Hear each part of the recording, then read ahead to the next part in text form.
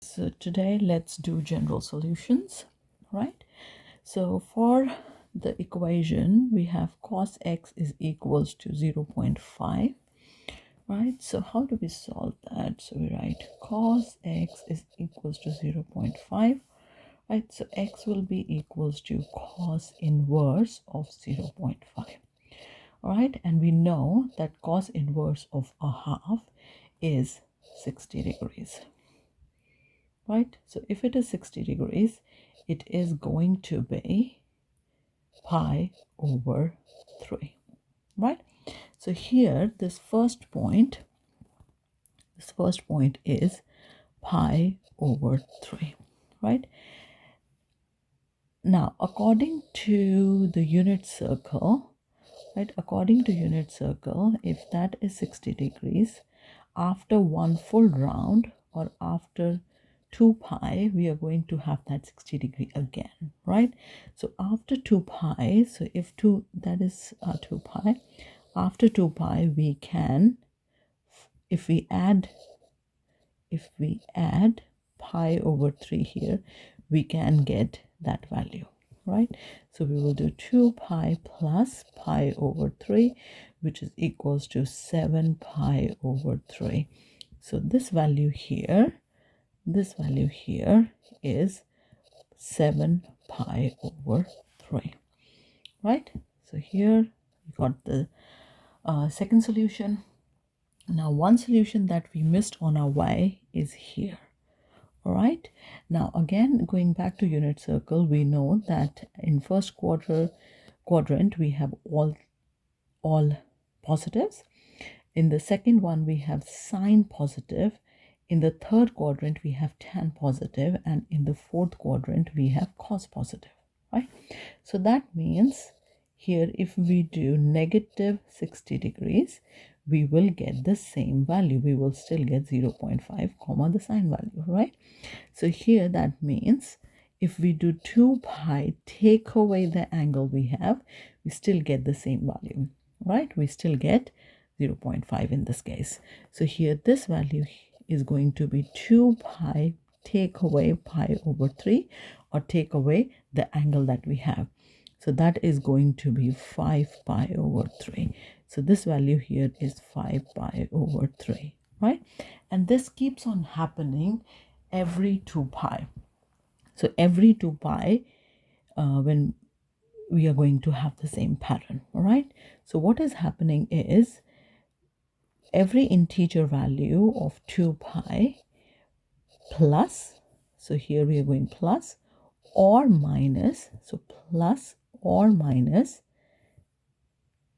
theta, and theta in this case is cos inverse of the angle of whatever angle we have. Okay, so that value is always equals to the general solution we are looking for, right? So that becomes the formula. If we write it in a better form, we will get x is equals to 2n pi plus or minus of the angle we are looking for. So that is cos inverse of theta, right? So that is cos inverse of whatever we get. We put that value in here, and it is 2n pi. Every 2n pi, the same thing's going to happen. All right, now let's do sine x 0.5. All right, so the next one is sine x. So now we are finding the general solutions for sine x. Sine x is equals to 0.5. So how do we solve that? So we do sine x is equals to 0.5. X will be equals to sine inverse of 0.5, right? And we know that sine inverse of a half is 30 degrees, or in the radians, it is going to be pi over 6, right? So in this case here, when y is 0.5, our first x value is pi over 6, right? Again, let's go back to our unit circle, right? So unit circle, we know all positive is here, sine is positive here, and then here we have tan positive and cos positive, right?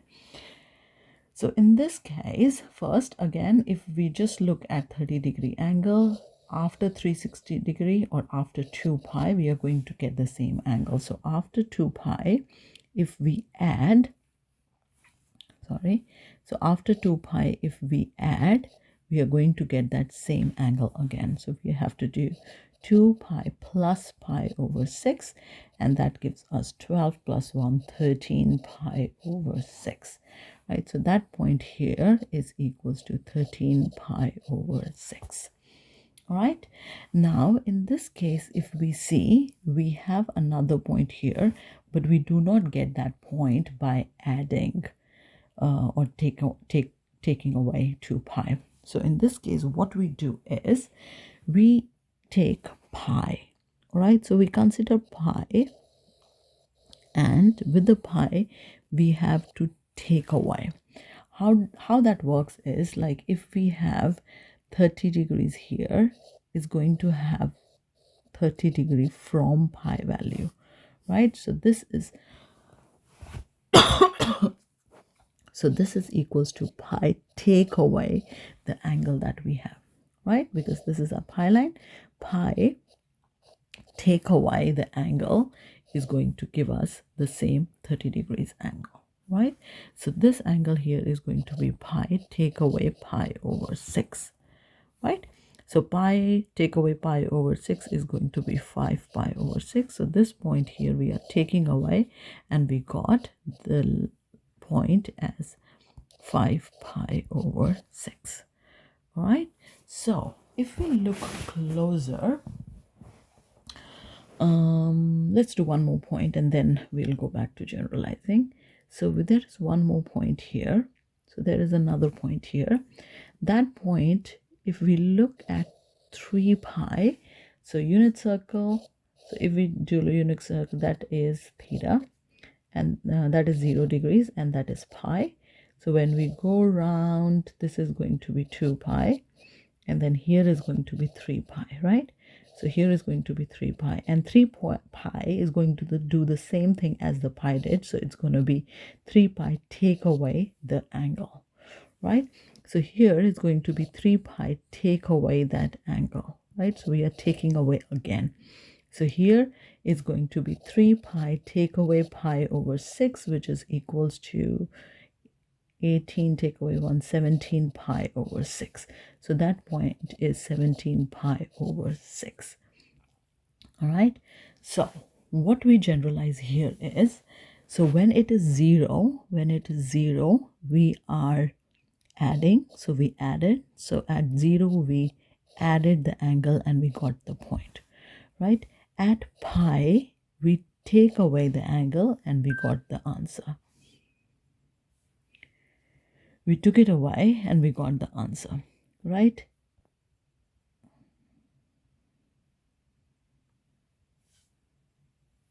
So let's generalize this. So what we find is, when it was 0 degrees, or the angle was 0, we had to add, right? At pi, we had to subtract the angle to get our solution. At 2 pi, we again had to add to get the solution. At 3 pi, we again had to subtract. All right, so that means at 0 we add, at pi we subtract, at 2 pi we add, at 3 pi we subtract. So 4 pi we are going to add, 5th pi we are going to subtract, right? What that means is, like, every odd function you are adding, and at every even function you are adding, and every odd function you are taking away. So how do we write that down? Is our solution is going to be equals to n pi, because we are considering every pi, not just 2 pi. Okay, so n pi plus what we have here is -1 to the power of n. Now, why do we need -1 to the power n? Because -1 is the only number that when you have power of an even number, it becomes positive, right? So -1 to the power of 2 becomes 1, right? Minus 1 to the power of 0 becomes 1, whereas minus 1 to the power of 3 will be minus 1. So if the power is even, it's going to be adding, right? So it's going to be a positive. Whereas if the power is odd, it's going to be negative, and that is what we wanted. That's why we are going to use that n. And then we have the angle, and here the angle is sine inverse the theta of whatever we have, right? Sine inverse the value. So that is our general formula for sine. All right, sine is a bit tricky because we have to make sure we are looking at every pi rather than every 2 pi. All right, cool. Now let's do one of the question we were having trouble in the class. All right, so that is where we have the horizontal shift. All right, so I have a general question here and I have put some values as well to explain. All right, so if let us suppose we have sine x minus 1.2 is equals to 0.5. So when we solve this, we will have sine x minus 1.2 equals 0.5, and x minus 1.2 is equals to sine inverse of 0.5, right? And now we have just found that sine inverse of 0.5 is pi over 6, right?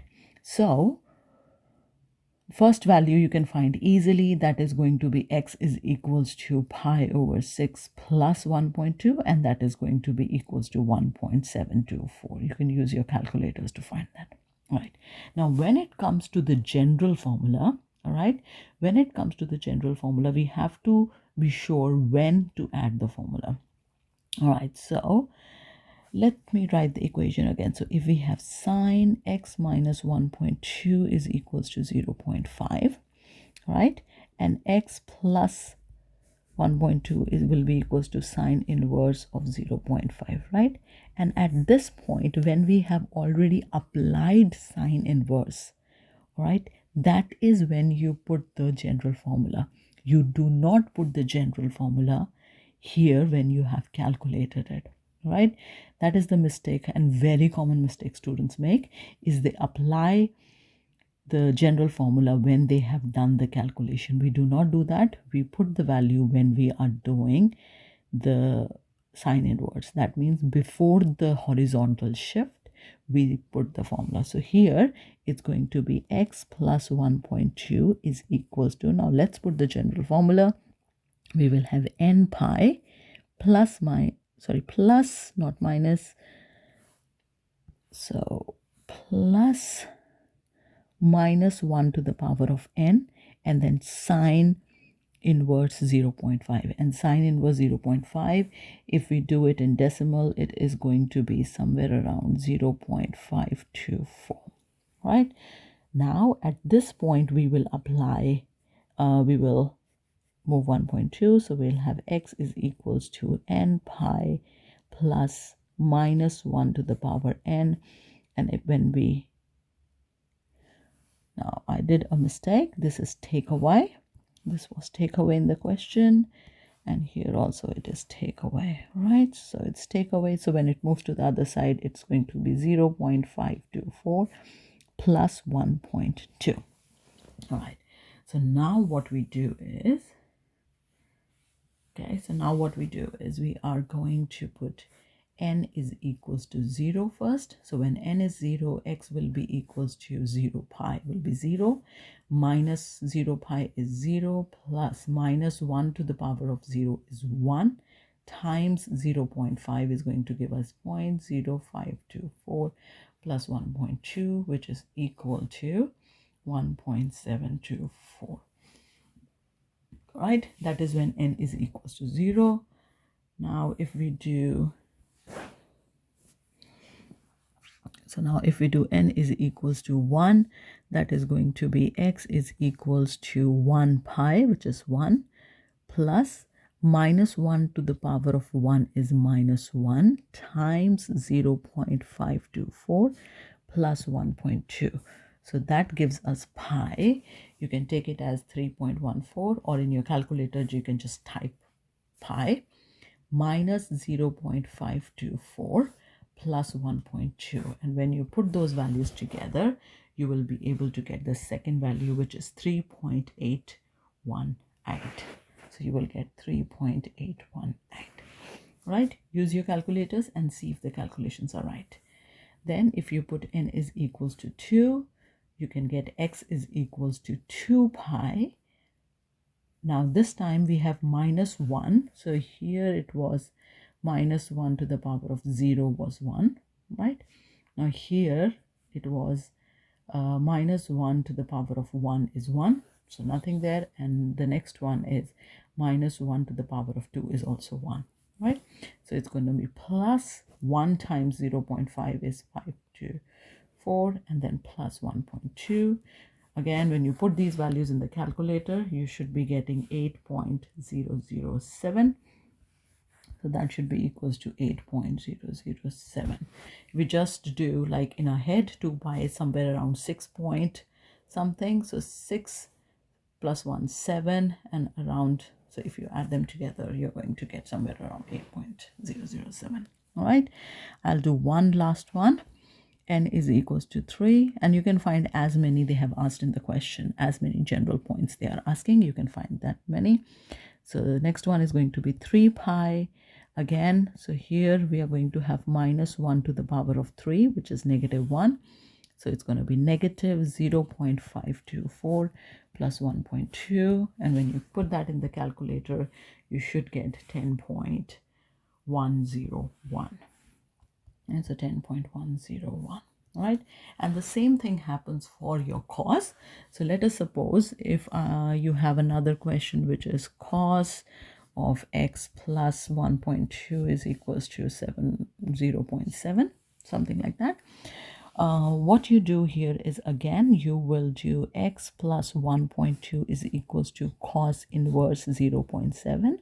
And this is the point where you add the general formula, right?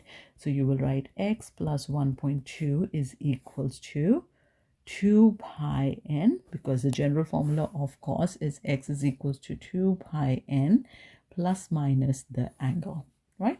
So you're going to have 2 pi n plus minus whatever value you get for that, cos inverse 0.7. Use your calculators and get that value. And then x will be equals to 2 pi n plus minus that value, cos inverse 0.7, and then minus 1.2. Right? And then using that, you can find when n is equals to 0, n is equals to 1, n is equals to 2, and so on, depending on how many values you want in the question. Right? I hope it makes sense, and I'll explain more in the class. All right, have a good day.